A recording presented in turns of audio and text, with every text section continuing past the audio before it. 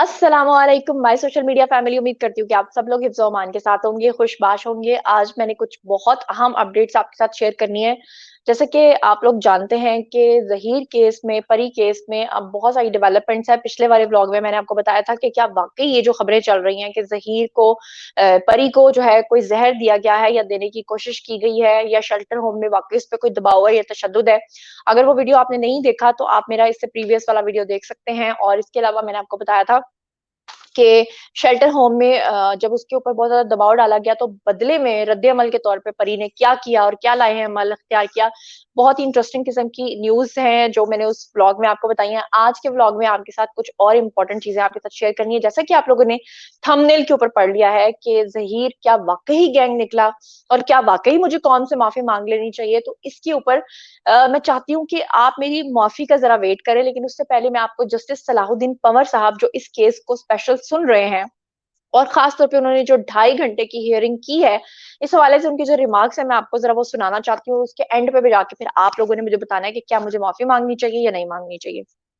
सबसे पहले आप लोगों को पता है कि कल का जो दिन है वो बहुत ही इम्पोर्टेंट है, क्योंकि निकाह और गवाह का जो फैसला है उसको महफूज कर लिया गया है और वो सुनाया जाना है। और उसके बाद आपको ये भी पता है कि कल का जो दिन है उसपे एमएलओ की सुनवाई होनी है। और इस हवाले से मैं आपको ऑलरेडी बता चुकी हूँ कि एमएलओ चाहे हो चाहे ना हो, दोनों सूरतों में ये केस परी के हक में जाता है। और तीसरे नंबर पे मैंने आपको ये भी बताया था कि चालान के साथ जो 150-250 सफ़े जोड़े गए हैं उसको भी चैलेंज कर दिया गया है हाई कोर्ट के अंदर। अब सबसे पहले मैं आपको ये बताऊँ कि जो जस्टिस सलाउद्दीन पंवर के हवाले से रिमार्क्स जो उन्होंने दिए हैं जज साहिब ने, और सामने ज़हीर के वकील भी खड़े थे और सामने जो है अपोज़िट पार्टी के जो वकील साहब हैं, शेरवानी वाले, वो भी खड़े थे। तो क्या-क्या सारी चीज़ें हुई वो मैं आज आपको बताती हूँ। सबसे पहले जो बड़ी ही इंटरेस्टिंग बात ये है कि जब केस की सुनवाई शुरू हुई, तो सबसे पहले जो ज़हीर के वकील हैं, उन्होंने कहा कि सर ये पसंद की शादी का केस है, जज साहब से कहा। और कहा कि सर इसमें लड़की का 164 का बयान जो है वो भी रिकॉर्ड हो चुका है, जिसपे कि जस्टिस पंवर जो है, सलाउद्दीन पंवर, वो बहुत ज़्यादा हैरान हुए। उन्होंने कहा क्या? लड़की का 164 का बयान भी रिकॉर्ड हो चुका है? क्योंकि आपको पता है कि जब भी कोई लड़की लव मैरिज करती है, कोर्ट मैरिज करती है, तो उसके बाद सबसे पहले उसका 164 का बयान होता है और 164 के बयान का मतलब ही ये होता है कि वो लड़की अगवा नहीं हुई बल्कि उसने अपनी मर्ज़ी से शादी की है।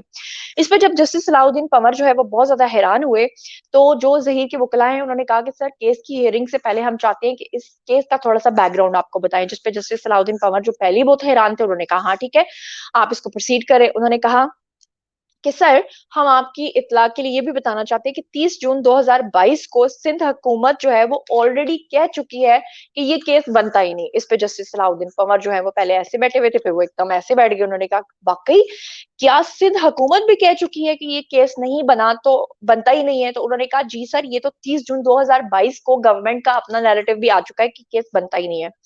इसके बाद जो अगला पॉइंट दिया गया वो और भी ज़्यादा हैरान करने वाला था जस्टिस सलाउद्दीन पंवर को। कहा गया ज़हीर के वकीला की तरफ से कि सर प्रोसिक्यूटर ने भी अपने चालान में कहा था कि ये केस नहीं बनता। और ये प्रोसिक्यूटर ने किस वक़्त कहा था? जब तीसरे आईओ थे, तीसरे इन्वेस्टिगेशन ऑफिसर थे, यानी कि शहानी साहब। शहानी साहब के वक़्त में जब उन्होंने सी क्लास चालान को जमा करवाया था, तो उस वक़्त प्रोसिक्यूटर ने ये कहा था कि जनाब ये केस बनता ही नहीं है। इसका हवाला दिया गया, जिस पे जस्टिस सलाउद्दीन पंवर जो हैं वो और भी ज़्यादा हैरान हो गए। इसके बाद एक ऐसी बात आई, एक ऐसा नुक्ता आया जिस पे जस्टिस सलाउद्दीन पंवर जो हैं, वो एकदम से मतलब उनकी आँखें जो हैं वो ऐसे फटी की फटी रह गईं, क्योंकि उनके ऊपर जो ये चीज़ें खुल रही थी, क्योंकि उनको लग रहा था ये एक केस है जो चल रहा है, अभी इसमें ये चीज़ें नहीं हुई होंगी। लेकिन जब उनको ये बता दिया गया कि लड़की का 164 का बयान हो चुका है, जब उनको ये बता दिया गया है कि बता दिया गया कि प्रोसिक्यूटर ने भी कहा कि केस नहीं बनता, जब उनको बता दिया गया कि सिंध हुकूमत ने भी कहा ये केस नहीं बनता, तो अभी वो हैरान ही थे, वर्ताए हैरत में अभी मुब्तला ही थे कि उसके बाद उनको एक और नई बात सुनाई गई और वो ये थी कि ज़हीर के वकील की तरफ से कहा गया कि सर एडवोकेट जनरल सिंध ने भी अपना बयान जो है वो कलमबंद कराया हुआ है, रिकॉर्ड करवाया हुआ है। अब मैं आपको यहाँ पे ये बता दूँ कि एडवोकेट जनरल सिंध कौन होते हैं? एडवोकेट जनरल सिंध बेसिकली वो होते हैं जो पूरी सिंध गवर्नमेंट को रिप्रेजेंट करते हैं। मतलब सिंध गवर्नमेंट ने अपना अगर कोई नैरेटिव देना हो तो एडवोकेट जनरल सिंध को कहेंगे कि हमारे बिहाफ पे आप अदालत में जाकर ये बयान दें। तो एडवोकेट जनरल सिंध जो हैं, जिनके बारे में आपको रोज रोज यूट्यूबर्स बहकाते हैं, फुसलाते हैं, झूठ बोलते हैं, बकवास करते हैं, आपको ये बोलते हैं कि जनाब जी Sindh child restraint marriage act लगता है, जबकि वो लगता ही नहीं, क्योंकि लड़की की शादी जो है वो कराची में नहीं हुई, लड़की की शादी लाहौर में हुई है।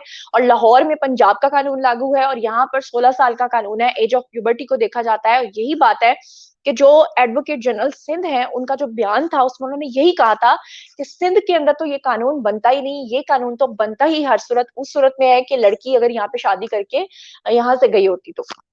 जब जस्टिस सलाउद्दीन पंवर साहब को ये बात बताई गई तो वो और भी ज्यादा हैरान हुए। उन्होंने कहा कि अच्छा, इसका मतलब है कि इसके अंदर एडवोकेट जनरल सिंध का भी बयान रिकॉर्ड हो चुका है। उसके बाद फिर कहा गया कि सर, चालान में लिखा है कि कम उम्र में शादी का मामला है और निकाह खां की सजा जो है, हाँ, ये मैं आपको बता देती हूँ कि जो जहीर के वकला हैं उन्होंने कहा कि अगर सिंध चाइल्ड रिस्ट्रेंट माजरत, मेरा गला खराब है और मैं लाइव शो कर रही हूँ, यानी मैं इसको एज लाइव रिकॉर्ड कर रही हूँ, आप चाहे इसे रिकॉर्डेड में सुनेंगे।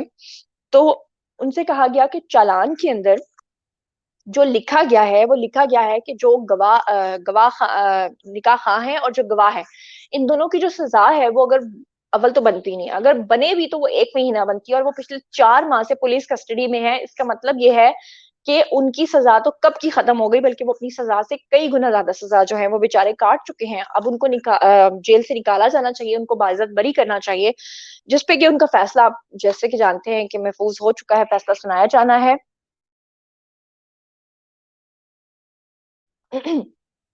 अच्छा, फिर उसके बाद जो ऑपोजिट साइड के वकील साहब हैं, जब उन्होंने देखा कि जस्टिस सलाहुद्दीन पंवर साहब जो हैं वो इतने जबरदस्त किस्म के रिमार्क्स दे रहे हैं, इतनी सब चीजें सामने आ रही हैं, अब तो सारी कलई खुल गई है, सब झूठ का पोल खुल गया है, ये बात भी सामने आ चुकी है कि सिंध हुकूमत ने खुद कह दिया है कि जनाब ये केस नहीं बनता, एडवोकेट जनरल सिंध ने कह दिया है केस नहीं बनता, प्रोसिक्यूटर ने शहानी साहब के वक्त में कह दिया, बेशक उन्होंने प्रोसिक्यूटर ने अभी आकर अपना बयान बदला है, लेकिन पहले वो कह चुके हैं कि जनाब आली ये केस नहीं बनता। उसके बाद आपने देखा कि चालान के अंदर जो चीजें हैं मिसगाइड करने के लिए, उनको भी चैलेंज कर दिया गया। फिर उसके बाद आपने देखा कि जो सजा है निकाह खां और गवाह की वो भी नहीं बनती अब।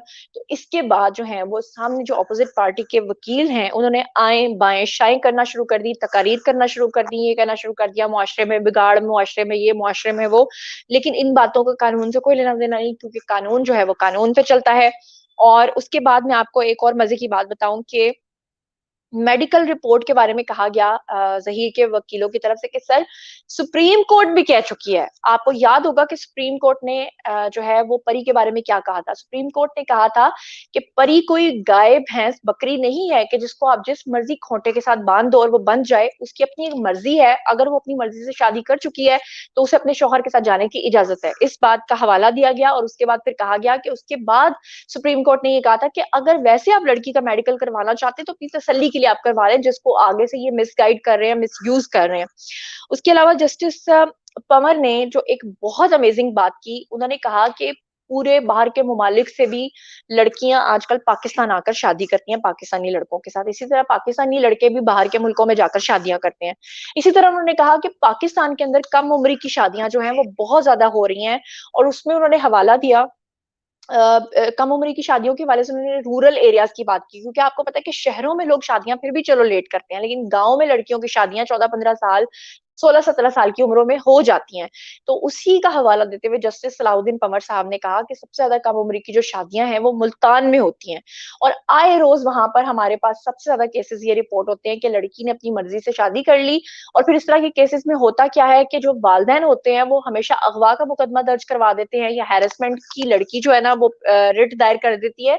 तो वो कह रहे थे कि इस तरह के केसेस को सुना ही नहीं जाना चाहिए। सुना आपने कि मैं क्या कह रही हूँ? उन्होंने कहा इस तरह की चीजों को सुनना ही नहीं चाहिए, इस तरह की चीजों को एंटरटेन ही नहीं करना चाहिए, क्योंकि ना तो इसमें कोई अगवाकार गैंग शामिल होता है, ये बस एक दूसरे के ऊपर इल्जाम लगाने के लिए इस तरह की चीजें की जाती हैं। उसके बाद जो अपोजिट पार्टी के वकील हैं उनको जब ये दलाइल दिए गए कि निकाह खां और गवाह जो हैं वो 1 महीने से ज्यादा 4 माह की सजा काट चुके हैं, अब और उनको कितनी सजा देनी है। तो इस पे जो है अपोजिट पार्टी का वकील जो है वो माशाल्लाह सुभान अल्लाह फरमाने लगा कि इनको सजाए मौत होनी चाहिए। वाह सुभान अल्लाह, मैं कहती हूँ कि उनके ऊपर कौन-सा 302 लगा हुआ है जो उनको सज़ाए मौत होनी चाहिए। और इस पे फिर जज साहब ने आगे से जो बड़े मज़े की बात की, उन्होंने कहा कि हम तो सज़ाए मौत के लोगों को भी मोहलत देते हैं, उनको भी हम बेल देते हैं, उनको भी हम ज़मानत देते हैं। तो आप ये निकाह और गवाह के बारे में क्या बात करेंगे? इनके ऊपर जो है ना दफ़ात लगाई हुई है सज़ाए मौत की। मतलब अपना सर पीट लो आप, इस तरह की चीज़ें। फिर जज साहब ने कहा कि अगर लड़की बालिग हो जाए, बलूगत अगर उसकी हो जाए, यानी कि वो एज ऑफ प्यूबर्टी को अटेन कर ले, जो कि हम आपको पहले दिन से बोलते आ रहे हैं, पाकिस्तान का कानून कभी भी किसी के निकाह को फासिक करार नहीं दे सकता।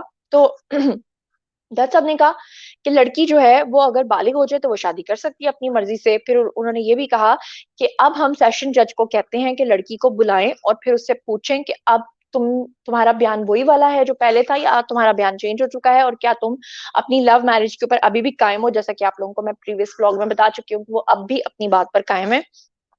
और इसके बाद जो है ना वो सामने वाला जो वकील है ना उसके पास सिवाय आएँ-बाएँ-शाएँ की कोई बात रही नहीं, तो उसने ये कहना शुरू कर दिया कि सिंध के अंदर तो 18 साल का कानून है। उसने इतना नहीं सोचा कि जज साहब क्या फरमा रहे हैं। जज साहब कह रहे हैं कि लड़की अगर एज ऑफ प्यूबर्टी को अटेन कर चुकी हो, यानी बालिग हो चुकी हो, तो उसकी शरई निकाह को कोई भी खत्म नहीं कर सकता। लेकिन वो फिर भी 18 साल की ज़िद के ऊपर कायम रहे। हालाँकि अगर 18 साल वाली बात को भी मान लिया जाए, तो वो भी उस पे नहीं लगती, क्योंकि परी ने शादी जो है वो सिंध की जो हदूद है वहाँ पर नहीं की, उसने लाहौर में आके शादी की है। और इसके बाद जो है वो ज़हीर के वकीला की तरफ से जज साहब को कहा गया कि आप बराए मेहरबानी इस पे सो मोटो लें, क्योंकि ये इंसानी ज़िंदगियों का मामला है और इस तरह से जो है ना इस केस को खराब किया गया है, बहुत सारी मिसकंसेप्शंस को फैलाया गया है। फैसला चाहे किसी के भी हक में हो, आप इसका सो मोटो लें।